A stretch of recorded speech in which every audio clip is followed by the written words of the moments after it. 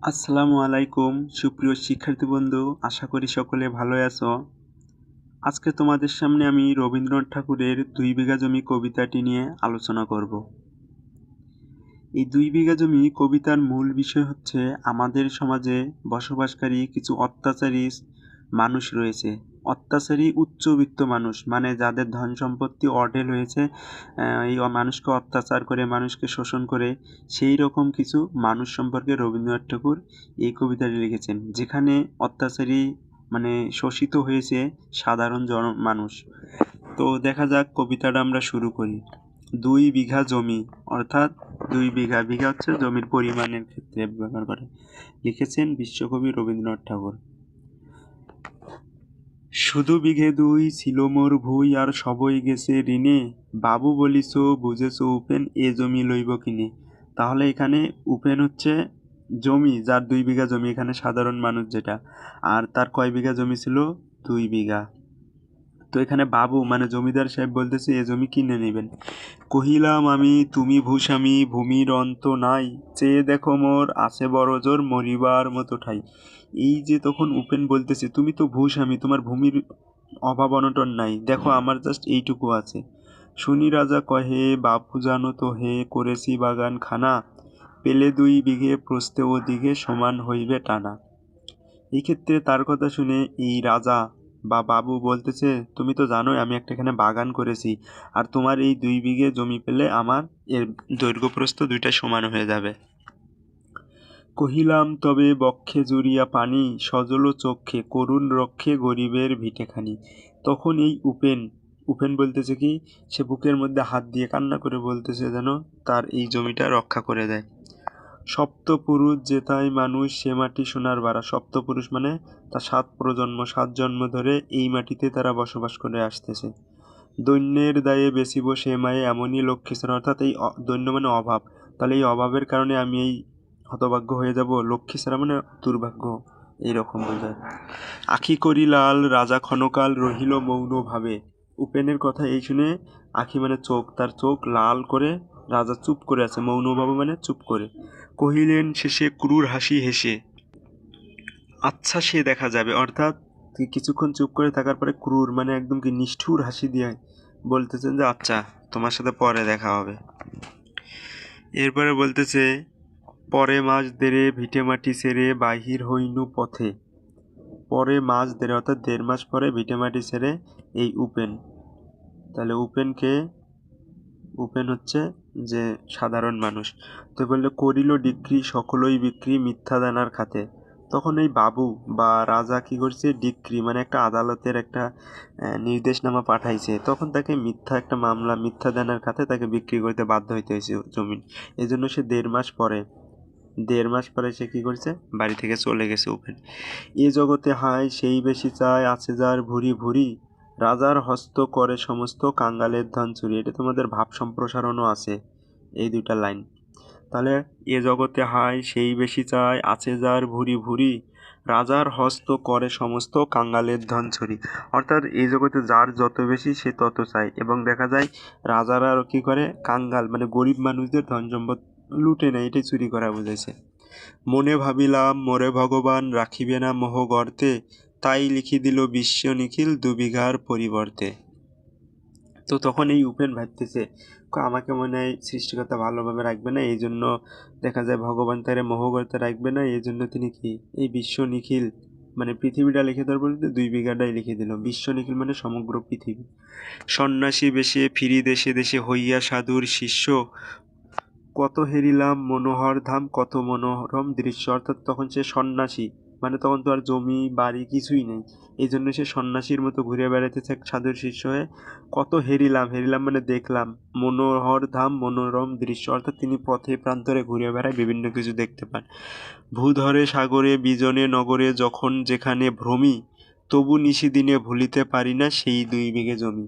অর্থাৎ এই পৃথিবীর যেখানেই যাক, যে কোনো কোথাও, ভ্রমি মানে ভ্রমণ করে, যেখানেই তিনি ভ্রমণ করুক, তবু তিনি কখনো তার এই ২ বিঘা জমির কথা ভুলতে পারেন না।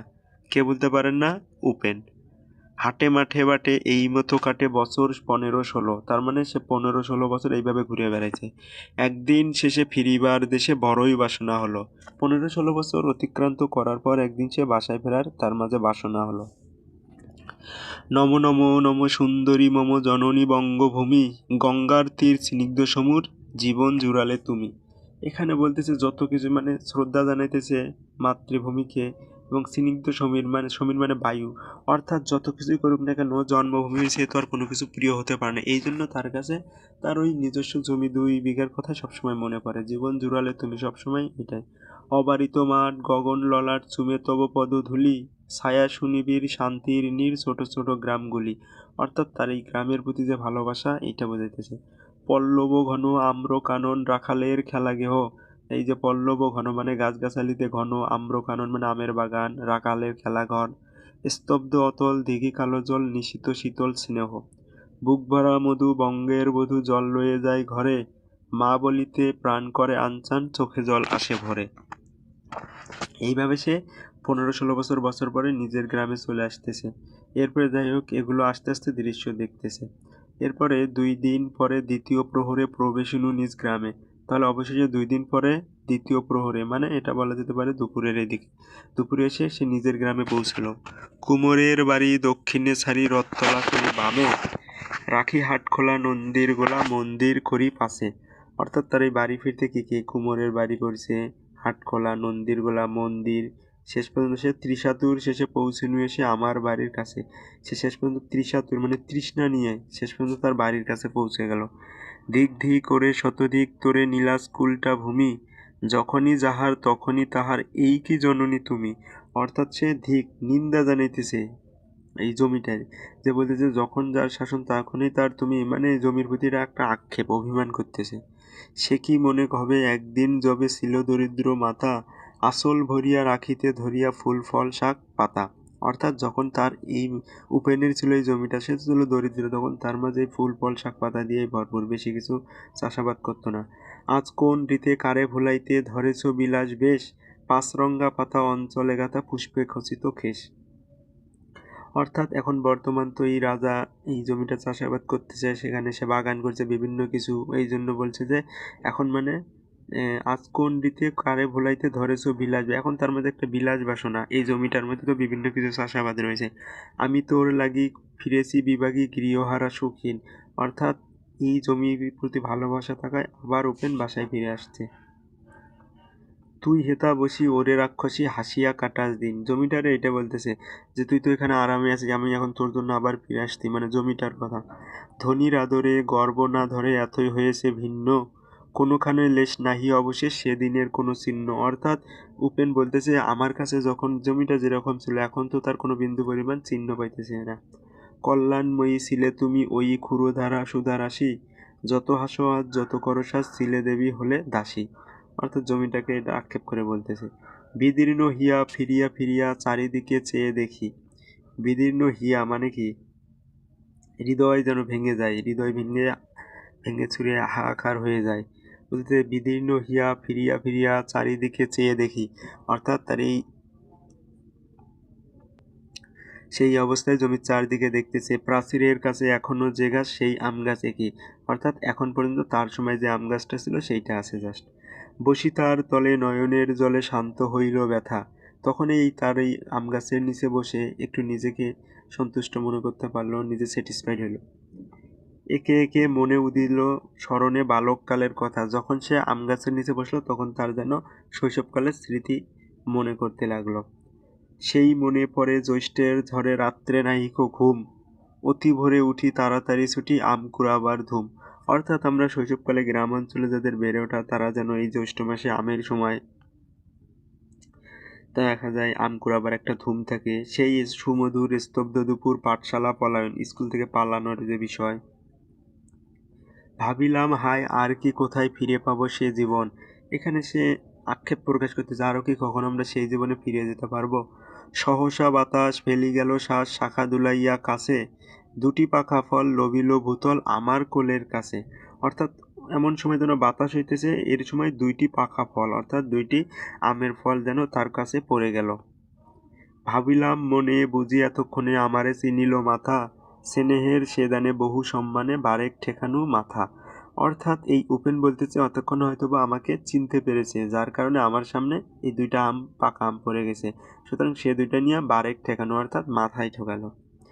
হেনকালে হাই যমদূত প্রায় কোথা হতে এলো মালি, এমন সময় যেন যমদূত মানে মৃত্যুদূত হিন্দুদের যেটা বলে, সেই যমদূত হিসেবে মালিকে কল্পনা করছে, মালিকে বলা আছে। ঝুটি বাঁধা সুরে উত্তম সুরে পারিতে লাগিল গালি, অর্থাৎ যখনই আম দুইটা পড়ছে তার সামনে তখনই যেন মালিক কোথায় থেকে এসে সপ্তম সুর মানে চড়া গলায় তাকে গালি দিতে শুরু করছে।